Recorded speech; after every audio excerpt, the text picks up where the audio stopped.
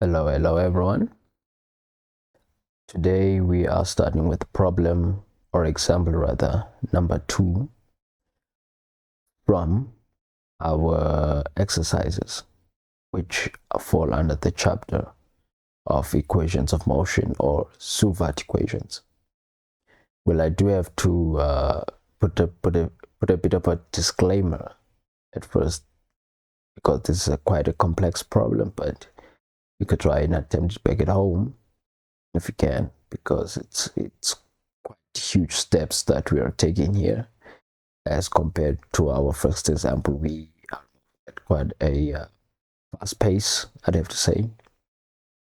But before I can read out this example or try and attempt it, I'd like us to go or rather let me introduce you to a fifth equation of motion, as I've introduced only 4 equations of motion. Let me put one more. I call this one the fifth equation, and it's rarely used. It's a rarely used equation, but it's very important because this equation is independent of the initial velocity, or u you may call. So it's a very useful equation, but most of the time it's for cash. It goes as S is equal to V multiplied by T minus half of A T squared, and that is our fifth equation. Very handy to have it in a toolbox. It may come in a situation such as the one that I'm about to show you in this example. So let me read it. It goes like this. James practices using the stopwatch facility on his new watch by measuring the time between lampposts on a car journey. As the car speeds up, 2 consecutive times are 1.2 seconds and 1 second. Later he finds out the lampposts are 30 meters apart. And you can see from this second sketch here, this is what's represented as written on the statement. So we are asked to calculate the acceleration of the car and its speed at the first lamppost. And number 2, we assume that the same acceleration. Now we have to find the time the car takes to travel 30 meters before the first lamppost, which I will assume that it's at A. So we have to find the initial point, which is at Z. Okay, so without making a lot of fuss, let's get on with it. So what do we know here? We know that between A and B, okay, what's happening between there? So we can let the velocity at A, the velocity can be u as we know it. Then the acceleration would be A, would be our acceleration, as you would know. We've done this a couple of times. So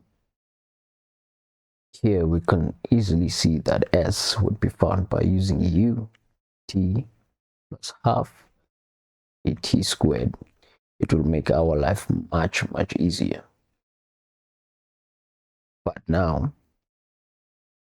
when we substitute, as we can see here, when we substitute 30 meters between this lamp and this one, get 1.2, this point, multiply by u plus half of 1.2 squared multiplied by A. We have 2 unknowns. We don't know the initial velocity. We don't know also the acceleration. So we can also simplify that into 1.2 u plus 0.72 A. And that is our first equation. Now we can also use the same method for B up to C, but the problem is we also do not know the velocity at point B. So the most easiest and most convenient method is would use the same method again, but we'd use it for A up to C instead of B to C. So we combine all of these parameters into one total thing. So what do I mean by that? I would say between A and C, I have a distance of 60 is equal to 2.2 u plus half of 2.2 squared. See that 60, I combined the two 30s, and this 2.2 represents the time, which is actually double. If you not double, I mean if you combine this 1.2 plus this 1 second, you'll get 2.2 seconds as seen right here.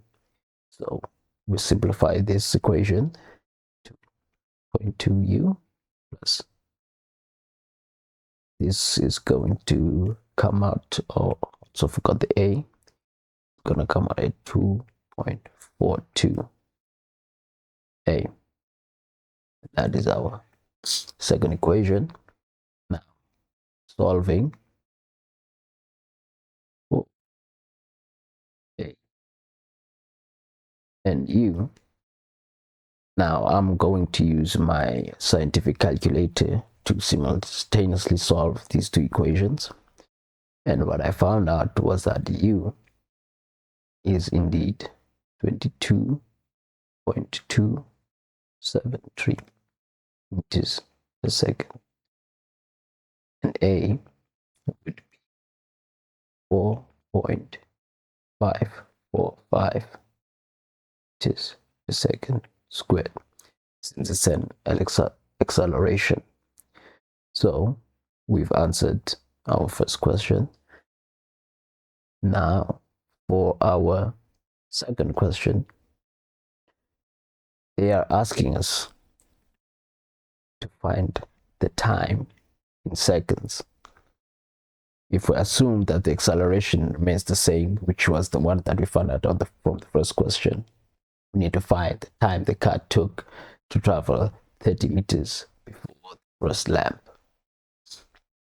So with those in mind,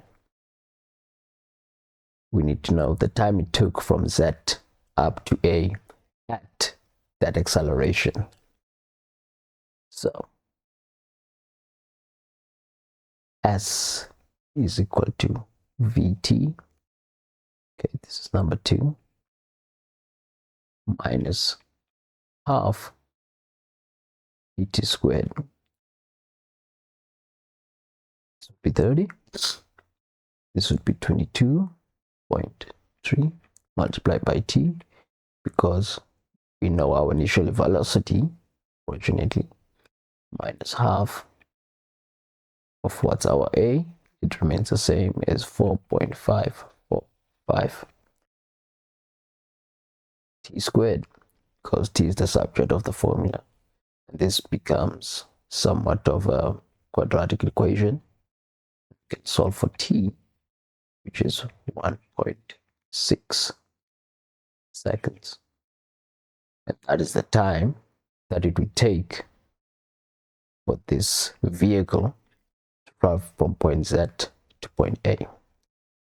And that is our last question on equations of motion when traveling on a straight line.